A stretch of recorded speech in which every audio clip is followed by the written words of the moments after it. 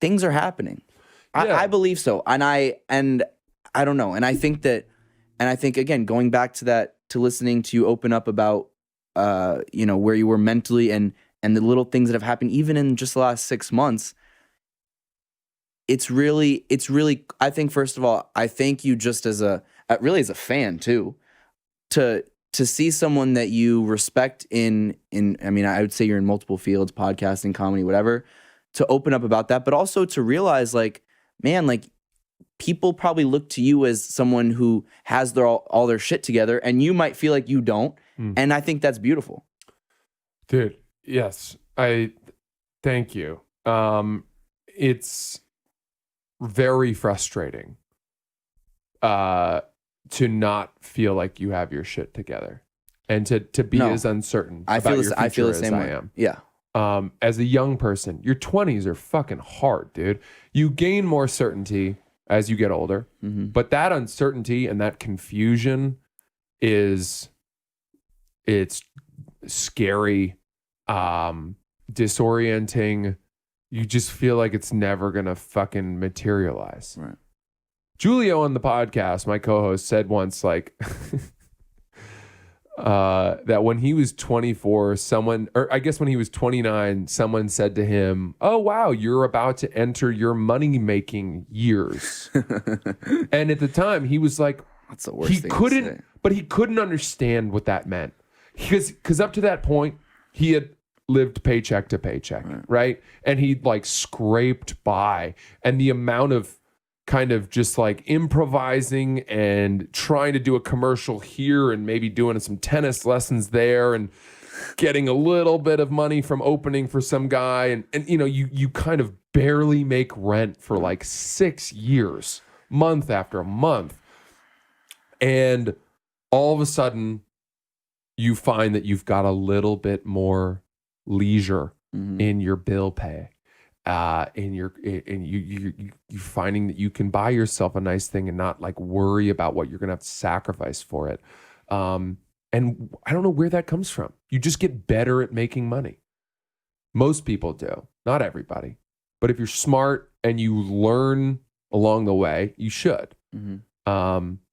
So yeah, but at the same time, dude, like I live in constant uncertainty and fear that and part of this is that I got fired. Right.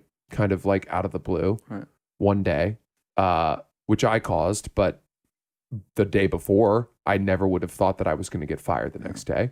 Right. So once that happens, every day I think I'm going to get fired today. That never leaves me. That's interesting. I have no certainty in my job. I don't feel like I have job security in any work that I do.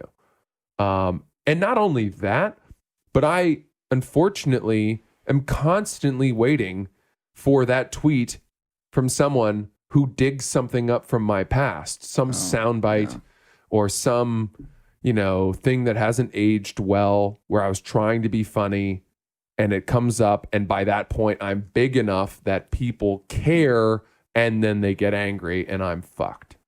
I'm just waiting for that to happen. Yeah. Because you try to inoculate yourself against it. You go through your Twitter history and you search your own keywords and you're like, well, good. I've never said, the N-word and I've never said any gay epithets. I've not been racial. I've not been misogynistic. I've scrubbed it all, whatever. And you think you're clean, but then it's like someone finds the clip of you on someone's podcast from 5 years ago where you chimed in when they were making crazy jokes. And you're like, you're just trying to be in the and it's not as, who knows what it'll be. Right. Because in 5 years it'll change. Yeah. That it's changed what people care about. And so to me, it's not even necessarily a question of whether or not I've said something. It's a question of whether or not I'm big enough for people to want to bring it up. Yeah. Like, it's a scary way to, doesn't that suck? Like with success, let's say that right now I'm in this safe zone because I'm not successful enough for people to do their homework, to sleuth around to find that misspoken thing. But the more successful I get, the more people will commit time to combing through my record, through my efforts, through my throwing shit at the wall, trying to be funny all these years, not knowing.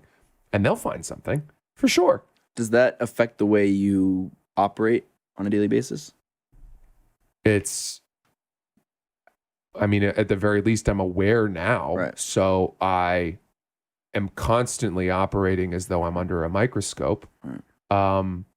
What's that feel like? It's fine. It's fine. It's just challenging. I'm not blaming these people. Like, from now on, I get it, right? And part of me thinks that that's fair. You enter the big leagues, you've got to just be more accurate. Right. You have to be better. But I also hope, because it's not going to be, I'm not going to get canceled for something that happened after I got fired from Barstool until, from this point forward. I will get canceled for something that I did when I was 23, 24, something I wrote, some joke, something I said on a tiny podcast in someone's garage. That's what'll come up. But at the same time, it's like that person who wants to cancel you for that, smart enough people can realize what's going on. I believe. You think that. You think that. You hope that. You hope that. But Yeah, but I guess people you're right. don't care about context. Dude, think about the Villanova basketball player who, after they won the national championship, he was like the guy came in and he's got some funky name, Vander something. He's now in the NBA. He unbelievable basketball player. Sorry, I can't remember his name. Anyway, this guy, they win the national championship. He's the star. This was a couple years ago. DiLorenzo? DiVincenzo. Yeah, That's it. DiVincenzo. Yeah. Okay. So that guy, right, the day after they won the national championship, people dragged up tweets that he'd written when he was like I think I remember 14, 13, 15, where he was like, I think he might have said the N-word as a quote of a rap song. Listen, I've never been stupid enough to do that, fortunately. Yeah. And I'm not necessarily defending it, but they didn't care that he was 14 when he did it. Mm-hmm. Dude, I was so stupid when I was 14. I would just light shit on fire. That was my idea of fun. Yeah. Let's see what can burn. Let's go out to a parking lot behind the ice rink and take a can of Axe body spray and create flamethrowers. Thank God I still have my face, right? Yeah. Against that level of stupidity, Right. Is it really a surprise that a young kid didn't understand that saying the N-word as a quote in a tweet or thinking it was cool, that happened? Must we say that he's the same man now after a year of college that he was when he wrote that tweet when he was 14? Why don't we care about the context? Why don't we care about the age? And that's what's going to happen. It'll be something I did when I was 23, when I was 24. I didn't have Twitter when I was 18, thank God. But something I did back then that once I achieve a level of success, they will say they're waiting. They may even have it already. They may just be waiting for the time when I've got my big announcement. But if you live in that sense of paranoia, it's gonna kill you. It's gonna eat you. It eats at me every fucking day. But Francis, you're gonna drive yourself. You're gonna drive yourself hitting your head against the wall all day if you think this way. I don't know how to divorce myself from those feelings. Because then you're also going to be scared to be successful. Maybe you already are. Let's put it this way: I'm moving forward as though it's not going to happen, but I'm constantly preparing myself for it, so that when it does happen, if it does happen, I'm not going to kill myself. Please don't. Do you understand what I'm saying, Right. though? No, I do. And I know it's very fatalistic, Right. and it sucks because it's the equivalent to looking over your shoulder constantly, Right. But I understand what you're saying. it's the internet, dude. I don't know. These are faceless Yeah. wraiths. Thank you so much for watching this video. If you haven't done so already, please make sure you like the video, subscribe to the channel, follow me on Instagram at felix.levine, and if you have something to say, please leave a comment.